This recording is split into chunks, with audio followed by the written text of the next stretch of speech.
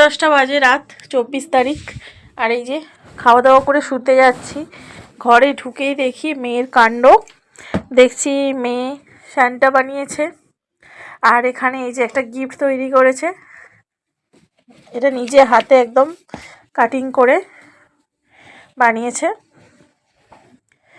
তারপর একটা ছবিও বানিয়েছে, নিজে হাতে এঁকেছে। আর এখানে খাবার দিয়েছে, নাকি স্যান্টা এসে খাবে। আর এখানে জল দিয়েছে। তারপর বলো বক্তব্য, কি ব্যাপার? এখানে খাবার দিয়েছো, স্যান্টা এসে আমাকে গিফট দেবে জানো? আমাকে অনেক গিফট দেবে স্যান্টা। তাই নাকি? ঠিক আছে, এবার তাহলে ঘুমিয়ে পড়ো। বন্ধুদের গুড নাইট বলে দাও। Good night. ঠিক আছে বন্ধুরা, গুড নাইট। দেখি স্যান্টা কি গিফট দেয়। ঠিক আছে। আর এই যে আঁকাগুলো কীরকম হয়েছে, গিফটটা কীরকম হয়েছে। পরের দিন সকাল, তাই আপনাদের সবাইকে আর একবার শুভ সকালের শুভেচ্ছা জানাই। সাথে নতুন আরও একটি ভিডিওতে আপনাদেরকে স্বাগত জানাই। এটি হচ্ছে 25শে ডিসেম্বর। সবাইকে বড়দিনের শুভেচ্ছা জানাই। আমি বেরিয়েছি মর্নিং ওয়াকে। আর এখানে দেখছেন এই যে লাইটিং, রঘুদেববাটি সাধারণ বিদ্যালয় 75 বছর পূরণ হচ্ছে। অনেক পুরানো স্কুল এটা। এটা বয়েজ স্কুল, আর ওইদিকে গার্লস স্কুল আছে। আর এই স্কুলটা 75 বছর পূরণ হচ্ছে। আমার মা পড়েছেন এই স্কুলে, মানে বুঝতে পারছেন, তার অনেক অনেক অনেক আগের। তো সেই উপলক্ষে এখানে একটা সাংস্কৃতিক অনুষ্ঠানের আয়োজন করা হয়েছে। সেলিব্রিটি জানি না আমি কারা কারা আসবেন, ওই সিরিয়ালের অভিনেত্রী হয়তো শুনলাম, আরও সব সম্মানীয় ব্যক্তি আসবেন। আর এখানে হনুমান এসেছে, আমি যাচ্ছি, ওদেরকেও একটু ক্যামেরা করে নিলাম। আর ওই যে দেখছেন ডান দিকে, ওটি হচ্ছে প্রাইমারি স্কুল, বুঝতে পারলেন? ওখানে ক্লাব আছে, ওই যে লাল কালারেরটা, তার পাশেই রয়েছে হচ্ছে গার্লস, রঘুদেববাটি গার্লস। তো আমি চেষ্টা করি প্রতিদিন সকালে মর্নিং ওয়াকে বেরিয়ে একটু ভিডিও করার, কিন্তু হয়ে ওঠে না। আর এই যেখানে অনুষ্ঠান হচ্ছে, এত ঠান্ডা পড়েছে বন্ধু, আপনাদের কি বলবো, মনে হয় না যে আসি। আজকে 4 দিন হচ্ছে অনুষ্ঠানটা, তো আসা হয় না, বুঝতে পারলেন? আজকে ভাবলাম সকালে যেহেতু এসেছি একটু ক্যামেরা করে নিয়ে যাই। আর হালকা হালকা কুয়াশা। আর দেখুন এই যে লাইটিংগুলো করা হয়েছে না উপরে, রাত্রে কিন্তু দারুণ লাগবে দেখতে। একটা গেটও বানিয়েছেন দেখছি। তো যাই হোক, সকালের ভিডিওটা দিলাম। এবার বাড়ি যাই, বাড়ি গিয়ে আপনাদের সঙ্গে কিছু ভিডিও শেয়ার করব।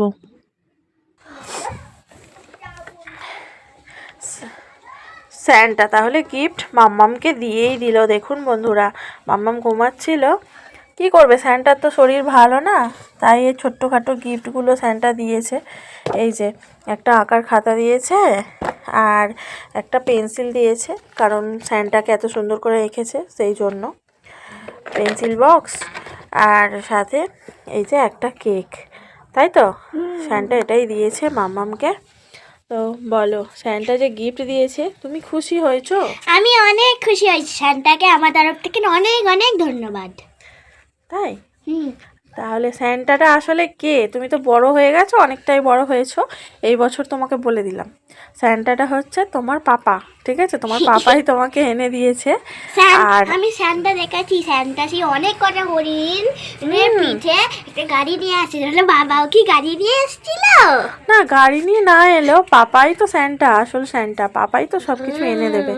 যেহেতু তুমি বড় হয়ে গেলে, তাই তোমাকে বুঝিয়ে বললাম। ঠিক আছে, জানি না পরের বছর তুমি কি করবে। পরের বছরে বাবার থেকে চাইবো, বাবা দাও। 25শে ডিসেম্বর শুধু বড়দিন না, তুলসী দিবসও, এটা ভুলে গেলে হবে না। আমরা যেহেতু সনাতনী হিন্দু, তুলসী পূজাটা দিয়ে দিচ্ছি, বৃন্দা দেবীকে পূজা দিয়ে দিচ্ছি।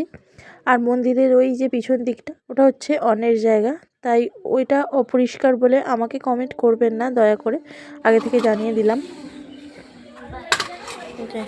গোপালবাবুর সেবা দেব।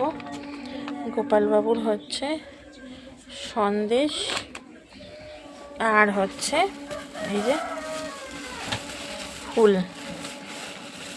পুজোটা দিয়ে নেব। না বাবু, গোপালবাবুকে নামিয়েছি, গোপালবাবুকে এখন জামাটা পরিয়ে দিলাম, পরিয়ে বসালাম। আগের জামাটা ধুয়ে দিয়েছি, তুলবো একটু। বুঝলেন বন্ধু, পাশের বাড়িতে মুরগি পুষেছেন, যার জন্য আমার ভিডিওতে আজকে মুরগির ডাকটা শুনছেন, বুঝতে পারলেন? আর এই শীতকালটা না সব কাজ যেন দেরিতে হয়, এগোয় আর না।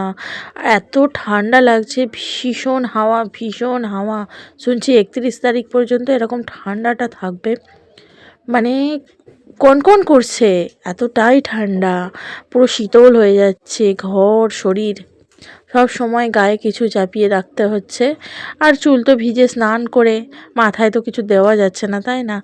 এই ঠান্ডা উপভোগ করতেই হবে। তবে ঠান্ডার সময় ঠান্ডা পড়াটা ভীষণ ভালো, দরকার, এতে শরীর ভালো থাকে। আর এই ঠান্ডার সময় স্নান কিন্তু করতেই হবে, স্নান না করলে কিন্তু শরীরটা আরও খারাপ করে যাবে। এমনিতেই শীতকালে নানা রকম খাওয়া দাওয়া, তারপর গায়ে দেওয়ার গরম রয়েছে। তো ঠাকুরের পূজাটা দিয়ে নিচ্ছি এখন।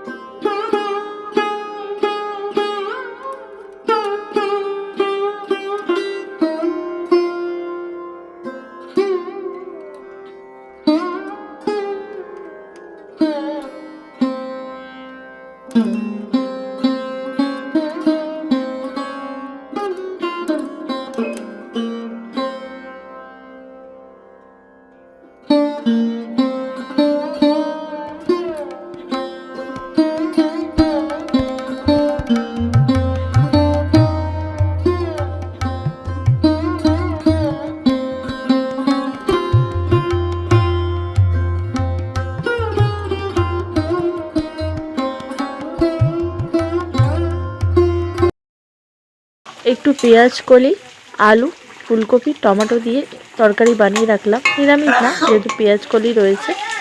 আর একটু মূলোকে ভেজেছি, চিনি দিয়ে ভেজেছি, গুড় দিইনি। তবে ডিম মাম্মামকে একটু ভেজে দেবো যখন খেতে বসবে, এখন দিলে তো ঠান্ডা হয়ে যাবে। এই হচ্ছে আজকে দুপুরের খাবার। গোলাপ জানেন, গোটা রাখার থাকতে এরকম জলে দিয়ে রাখলে কিন্তু ভালো, কারণ গোটা পাপড়িগুলো সেই তো ঝরে যাবে। তাই ভাবলাম যে জলে পাপড়িগুলো খুলে দিলে বেশ কয়েকদিন টাটকা থাকবে, সেই জন্য জলের মধ্যে এইভাবে দিয়ে দিচ্ছি। আর এইগুলো হচ্ছে ওই যে মা লক্ষ্মীর জন্য গোলাপ আনা হয়েছিল, আরেকটি ছিল, পিছনের ডাঁটিটি ছিল না, যার জন্য দিইনি, কারণ এক রাত না যেতে যেতেই ঝরে ঝরে পড়ে যাবে। তো এরকম দিয়ে রাখলে বেশ ভালো লাগে, আর বেশ ভালো সুগন্ধও লাগে। কিন্তু জলটা যে এত সুন্দর, কি বলবো, গন্ধ বলার মতো না। তো এইভাবে দিয়ে দিচ্ছি, হয়ে গেল। এবার চলুন মাম্মাম কি করছে দেখা যাক। এদিকে মেয়ে আবার একটা নতুন খাতা পেয়ে সাইনটা এঁকেছে, দেখি সামনে নিয়ে এসো। এই যে এইটা একটা এঁকেছে, ওখানে একটা গিফট, আর এখানে একটা এঁকেছে। আজকের দিনটা কেমন কাটলো? খুব সুন্দর কেটেছে আমার দিন। একেই বলে টাকা দিয়ে খাটনি কেনা, মানে কষ্টকে কেনা। কেন বলছি বলুন তো? 100 টাকা কেজি কিন্তু নিয়ে এসেছে। এই যে খাসার কড়াইয়ের শাক, এই সময়টাই খাওয়া হয়। এটা ফার্স্ট বা সেকেন্ড কাট হবে হয়তো। এত বড় বড় 500 কিনে নিয়ে এসেছে, 250 বাদ গেছে। এইটুকু ডগ আমি কেটে বেছে নিয়েছি। তো আমার 1 ঘন্টা সময় লেগেছে। ঠান্ডার সময় কি করব, গুটিসুটি মেরে বসে আর শাকগুলো বেছে নিলাম। রইল বাকি রাতের রান্নাটা মিটিয়ে একদম ব্ল্যাঙ্কেটের নিচে সোজা ঘুম, তাই না? শীতের সময় তো এটাই, তাড়াতাড়ি করে কাজ মিটিয়ে নিয়ে যত তাড়াতাড়ি ব্ল্যাঙ্কেটের নিচে ঢোকা যায়। রাতের রান্নায় অল্প একটু লুচি বানিয়েছি। চলুন আজকের ভিডিওটা শেষ করলাম। সবাই খুব ভালো থাকবেন, সুস্থ থাকবেন, টাটা।